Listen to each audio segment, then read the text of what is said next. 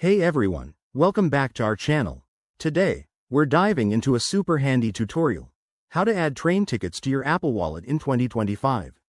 If you're tired of fumbling through emails or apps while rushing to catch your train, this feature is a game changer. It lets you store your tickets digitally for quick access, making your travels smoother and more efficient. Plus, with Apple's latest updates, it's easier than ever. So, let's jump right in.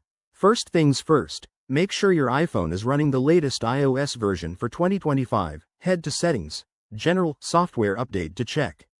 Once that's done, start by opening the email or app where you received your train ticket. Most major train services, like Amtrak or European rail providers, support this integration, so look for the Add to Apple Wallet button. It's usually right there on the ticket attachment or in the app interface. Next, tap that Add to Apple Wallet button. You'll see a preview of your ticket pop up.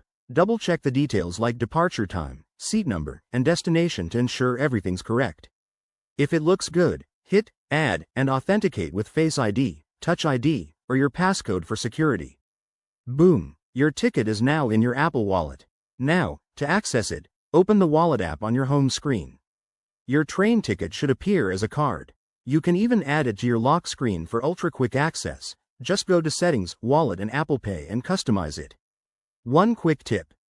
If you encounter any issues, like the button not showing up, ensure the ticket provider supports Apple Wallet and that you're using a compatible device, such as an iPhone 15 or later. And there you have it.